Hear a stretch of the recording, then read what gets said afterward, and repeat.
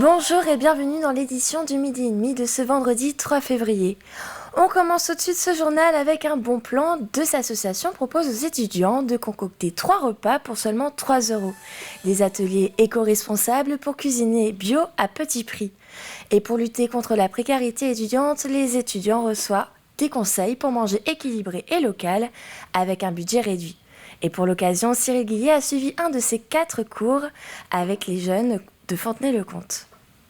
C'est en fait l'idée de, si vous êtes chez vous, vous ouvrez votre frigo et vous dites « Oh là là, qu'est-ce que je fais avec mes restes ?» Oh, je me demande toujours ça. C'est un peu comment on cuisine avec les restes. Ce matin-là, ce sont 4 jeunes de la mission locale du Sud Vendée qui sont venus suivre les conseils de Corinne Deveau. Le concept est simple, élaborer 3 repas pour 3 €. L'occasion pour certains de découvrir de nouveaux légumes. Ça, c'est une pomme de terre patate douce. Soit ça peut aller dans la purée, soit ça peut être aussi râpé en cru, c'est pas mal. Râpé en cru, oui. Oui, si, c'est bon. C'est super bon. Partenaire de l'opération, cet atelier se déroule au cœur du magasin Biocop, au Pays Bio de Fontenay-le-Comte. Nous, notre rôle dans les ateliers, en fait, c'est de pouvoir mettre à disposition le local et de fournir les produits. Donc l'idée, c'est de nous d'être le plus zéro déchet, zéro gaspille. Donc en fait, on fournit les produits qui sont un peu en fin de vie, c'est-à-dire les légumes qui sont un peu abîmés, qu'on a du mal à vendre, et les produits qui arrivent en fin de date. Et donc là, on a eu un petit fonds de dotation du Conseil territorial de Biocop, qui est une coopérative, qui nous permet de financer les prestations d'animation de Corinne.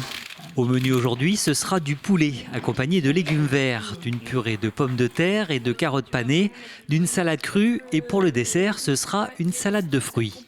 On est en situation réelle de ce qui peut être la vie quotidien d'un jeune qui s'installe. Souvent, c'est des petits appartements, il y a effectivement 2 plaques électriques, un frigo et puis un petit four avec assez peu d'équipement aussi pour cuisiner, donc une cocotte, une poêle, voilà. Les jeunes de 18 à 25 ans, étudiants en apprentissage ou en stage, peuvent bénéficier de ces ateliers.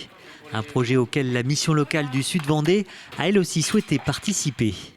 Des jeunes dans ces âges-là sont aussi en pleine construction d'autonomie. Donc on les accompagne dans tout ce qui va les aider à prendre leur envol, quitter la maison et puis après prendre un logement par exemple. J'aime cet atelier parce que j'ai été dégoûtée de la cuisine et je veux apprendre à me refaire confiance en cuisine. Alors il y avait plein de légumes que j'ai pas l'habitude comme le panais, les navets, le poulet. Moi je cuisine jamais le poulet, d'habitude c'est ma mère, donc non, sympa. À l'issue de la séance, les 4 stagiaires se sont partagés les différents plats qu'ils ont cuisinés ensemble. Un exercice qui leur a permis d'acquérir de nouveaux réflexes culinaires.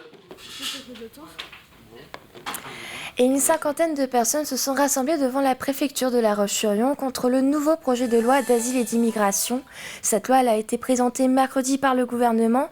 Elle concerne le contrôle de l'immigration et l'amélioration de l'intégration. Et pour l'association d'aide aux migrants, la CIMAD, cette 29e proposition de loi porte atteinte aux droits des personnes migrantes. La loi telle qu'elle est, elle n'est pas appliquée. Elle n'est pas appliquée pour la bonne raison que justement toutes les conditions d'accueil de ces gens ne sont pas respectées. Et donc déjà qu'on essaie de faire un effort pour appliquer les conditions telles qu'elles devraient être, puisqu'on s'aperçoit que de toute façon, chaque loi qu'on fait supplémentaire ne fait que de restreindre le droit de ces étrangers. Et en fait, il y aura toujours des personnes à venir sur notre territoire, il y aura toujours des gens qui fuiront les guerres, il y aura toujours des gens qui fuiront la misère. Au contraire, il faut se préparer à accueillir. Et toujours à La Roche-sur-Yon, le secteur de la petite enfance s'est elle aussi rassemblé hier matin. Les auxiliaires de puériculture et les éducatrices de jeunes enfants veulent une meilleure reconnaissance du métier. Et face à un manque important de personnel, ils souhaitent aussi embaucher des personnes formées pour améliorer les conditions d'accueil. Les grands mots, c'est ce qui est noté sur mon affiche, l'abrogation de la réforme, les retraites, la revalorisation des salaires et puis aussi l'amélioration des conditions de travail. Il manque de personnel dans les structures actuellement et du coup, le gouvernement, pour pallier à ça, veut embaucher des personnels qui sont non qualifiés dans les structures petite enfance. Voilà. Et voilà, c'est une disqualification de nos professions. Voilà. Et puis pour s'occuper de jeunes enfants, c'est important que les personnes soient formées et, voilà, pour faire un accueil de qualité. Et on termine ce journal avec une belle initiative. Pour certaines personnes, il n'est pas toujours évident de trouver son bonheur dans les magasins de vêtements.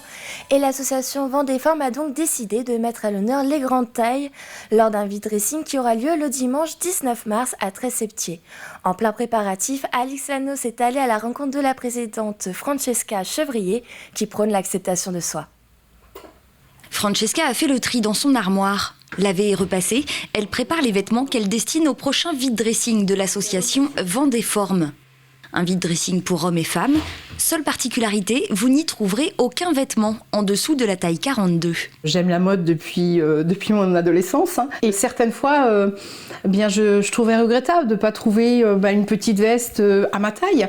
Et oui, c'est vrai que c'est extrêmement dommage. Alors pour trouver des vêtements, mais aussi s'échanger des bons plans, elle a eu l'idée de ce vide-dressing pour toutes celles et ceux qui n'osent pas toujours franchir la porte de certaines boutiques. Lorsqu'on est rond et qu'on rentre dans un magasin de fringues, déjà, on ne rentre pas dans tous les magasins, puisqu'effectivement, en France, on est considéré rond à partir de la taille 42. Donc, il y a des magasins dans lesquels on ne rentre pas du tout. Alors, j'avoue qu'il y a 30 ans, c'était encore plus compliqué, où on avait des leggings, des pulls, et en fait on essayait de cacher nos rondeurs. Et se cacher, Francesca n'en a plus envie, bien au contraire. De vide-dressing en shooting photo et défilé, avec son association, elle accompagne et met en valeur les cœurs et les corps. C'est vrai qu'il faut reconnaître que le parcours des uns et des autres est souvent difficile, donc pas à pas. Pour moi, c'est une passerelle pour se retrouver, l'estime de soi. Et chacun et chacune d'entre elles vont trouver dans Vendée-Formes un support qui va leur correspondre. On va faire aussi des ateliers d'aromathérapie, de méditation. On va organiser des marches. Le prochain rendez-vous de l'association est le 19 mars pour le vide-dressing. 7 places sont encore disponibles pour y participer. Inscription avant le 1er mars. Et avant de vous quitter, voici un point sur la météo de ce vendredi après-midi avec des éclaircies sur l'ensemble de la Vendée pour les températures comptées entre 10 à 12 degrés. Merci d'avoir suivi ce journal. Retrouvez votre prochaine édition ce soir à 18h. En attendant, passez une bonne après-midi sur TV Vendée.